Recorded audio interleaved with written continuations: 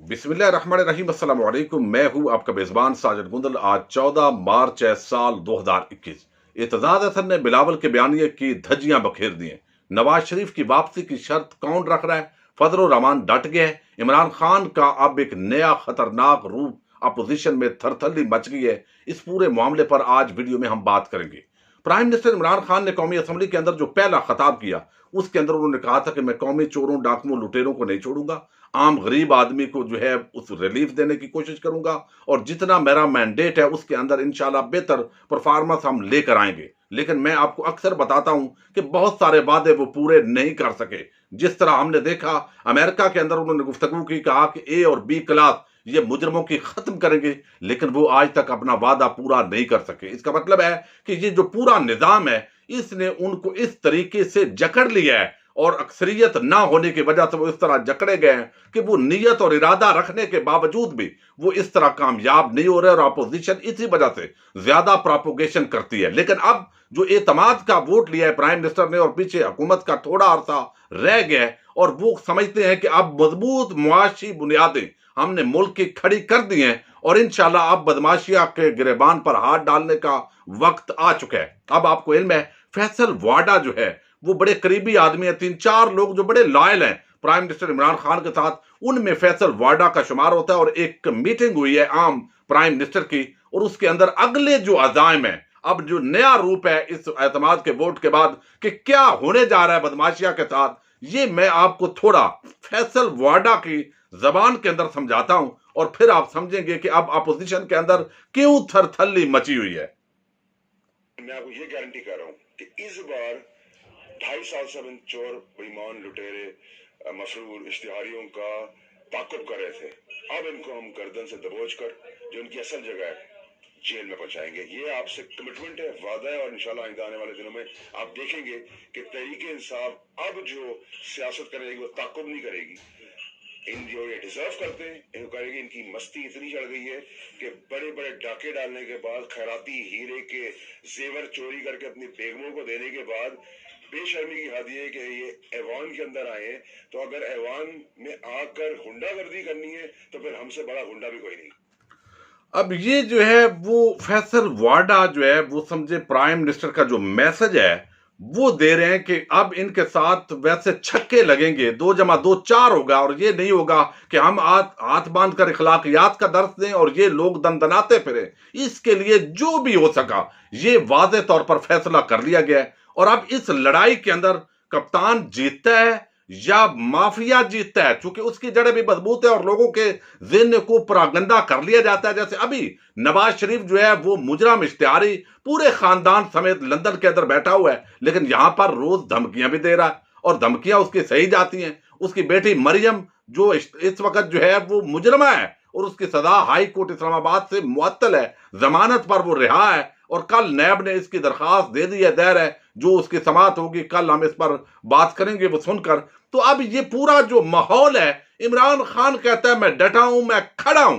अब आवाम को चाहिए कि मजीद जो सोशल मीडिया के जरिए हमायत है वो बरकरार रखे। लेकिन एक बात चौधरी शुजात हुसैन जो है उन्होंने जबरदस्त की है, वो कहते हैं कि अब आवाम को महंगाई के मामलात के अंदर रिलीफ देने की जरूरत है। अपोजिशन और हुकूमत की ये जो लड़ाई है ये लड़ाई नहीं होनी चाहिए। हाँ, कानून की जबान के अंदर जो तरीकाकार है उसको जो है वो किया जाना चाहिए और इसके साथ ही पूरा तबका मलामतिया भी आपको चीखो पुकार करता हुआ नजर आएगा। अब यहां पर फजल रहमान जो है वो असल में क्या मामला हुआ है, एक तो आपको बताऊं कि गुज़श्ता रोज सेनेटर जो है पीपल्स पार्टी की उनका इजलास हुआ है और इजलास के अंदर मुख्तलिफ आरा डिस्कशन हुई है और पता तो चल गया कि कौन लोग बिके हैं, किस तरीके के साथ सेनेट के इंतखाबात आगे पीछे हुए हैं। मतलब लेकिन नून लीग और पीपल्स पार्टी अब उसको कवर करने की कोशिश कर रही है।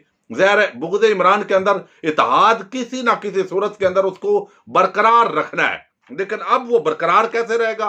अब कहते हैं कि जनाब जब सेनेट चेयरमैन के वोट दिए जा चुके थे तो उसके बाद डिप्टी चेयरमैन के क्यों ज्यादा वोट निकले हैं पीटीआई के?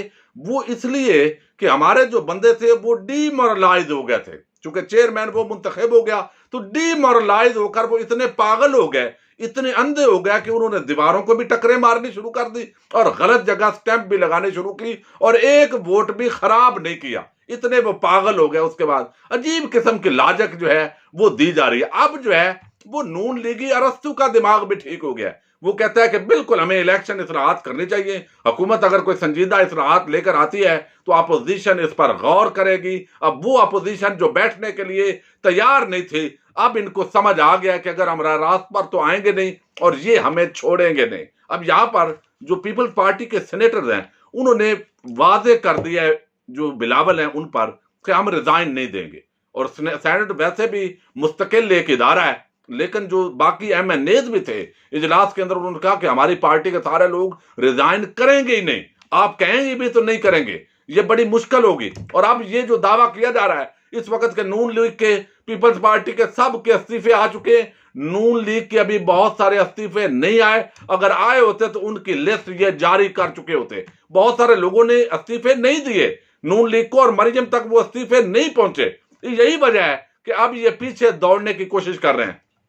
अब उन्होंने ये कहा है कि इस्तीफे नहीं देंगे और ये जो डिमांड है फजल रहमान की और मरियम नवाज की ये दुरुस्त नहीं है और इससे पीपल्स पार्टी को नुकसान होगा, हम इस हक में नहीं हैं। तो ऐसा लगता है कि जैसे एतजाज हसन ने रात को गुफ्तगू की और उन्होंने कहा कि ये जो सेनेट है ये हमेशा बिकते रहे हैं सेनेटर, और ये खरीदो फरोख्त से मामलात हुए हैं। जब से सेनेट पाकिस्तान का वजूद में आया तकरीबन 25-30% लोग इसी तरह खरीद कर जो है वो इलेक्ट होते हैं, आप अंदाजा करें। अब ये है वो जमहूरियत जिसको ये बचाना चाहते हैं। एक जो मुअज़्ज़ज़ रुकन है वो ये बात कर रहा है एतजाज हसन कि हमेशा 25 से 30% सेनेटर वोटों को खरीद कर इलेक्ट होते हैं। और 1990 के अंदर एक ऐसा भी खानदान था कि बाप, बेटा और चचा 3 लोग वोटों की खरीद करके वो सेनेटर मुंतखब हुए। लेकिन अब वो कहते हैं कि इसकी रेशो बहुत ज्यादा बढ़ गई है और हमने जो चार्टर ऑफ डेमोक्रेसी साइन किया था, मैं खुद उसके बानी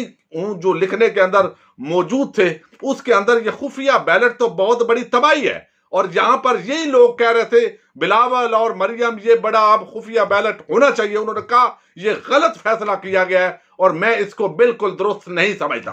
अब एक तरफ पार्टी का चेयरमैन है, दूसरी तरफ जो है उनका सीनियर रुकन एतजाज हसन है, और जो एतजाज हसन है वो बड़ा स्मूथली चल रहा है, बड़ी उसकी जो हल्के हैं वो राय को अहमियत देते हैं। लेकिन इसके साथ ऐसे लगता है कि अब बिलावल को एतजाज हसन के साथ खतरा पैदा होता जा रहा है। बुनियादी वजह यह है कि जो तमाम सेनेटर्स हैं, MNAs हैं, उनके हवाले से भी एतजाज ने कहा है कि इस्तीफे बिल्कुल नहीं देने चाहिए, क्योंकि नून लीग और पीपल्स पार्टी तो इस्तेमाल करना चाहते हैं पीपल्स पार्टी को, तो वो उनकी भी राय यही है जो तमाम मेंबरान है कि इस्तीफे नहीं देने चाहिए। तो ये क्या पीपल्स पार्टी के अंदर कोई नई बगावत है, मैं इस पर ज्यादा बात नहीं करता। लेकिन ये है कि पीपल्स पार्टी के मेंबरान कौमी असम्बली और सेनेटर्स वो एतजाज हसन को अपने यहां बड़ी इज्जत का मकाम देते हैं और उनका जो बयानिया है वो बिलावल के बयानिए को छोड़कर एतजाज हसन के बयानिए के साथ खड़े हो गए, जो कि हकीकत पर मबनी बयानिया है। इसलिए अब पीपल्स पार्टी जो है फाइनली रिजाइन से पीछे हट चुकी है।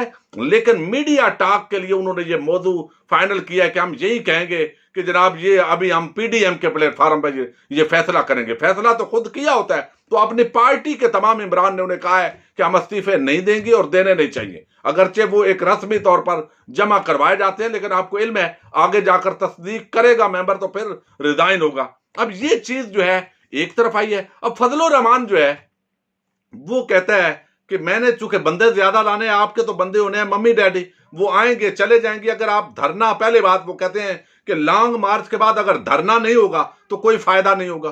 दूसरी बात यह है कि धरने के साथ ही अगर आपके इस्तीफे मेरे पास नहीं आते तो मैं फिर समझो कि इसका कोई फायदा नहीं है। अब एक तरफ आप देखिए, शुरू के अंदर ये कहते थे कि PDM के सदर के पास इस्तीफे जमा करवाए जाएंगे, फिर ये पीछे हटे थे और उन्होंने कहा था कि नहीं, अपने अपने पार्टी रहनुमा जो कायद है उसके पास इस्तीफे जमा होंगे। नून लीग का जो कायद है वो तो ताहयात नायल है, लेकिन वो दूसरा उस वक्त जेल था शहबाज शरीफ, तो अब वो इस्तीफे कहां पर पड़े हैं? चूंकि अगर सब ने जारी कर दिए होते तो ये 100% मीडिया के बड़े बावसूख राय ने कहा है कि बहुत सारे अरकान के इस्तीफे अभी नून लीग को मौसूल नहीं हुए, और अगर मौसूल हो जाएं तो उसके बाद आपको इल्म है कि जब वो तस्दीक करेंगे जाकर तो वो तस्दीक ही नहीं करेंगे। तो दोनों पार्टीज के अंदर है बगावत नजर आ रही है। लेकिन मरियम और नवाज शरीफ वो बज़िद हैं, और आपने देखा होगा कि जब से हमजा शहबाज बाहर आया जेल से, कोई उसने एस्टेब्लिशमेंट के हवाले से बयानबाजी की हो,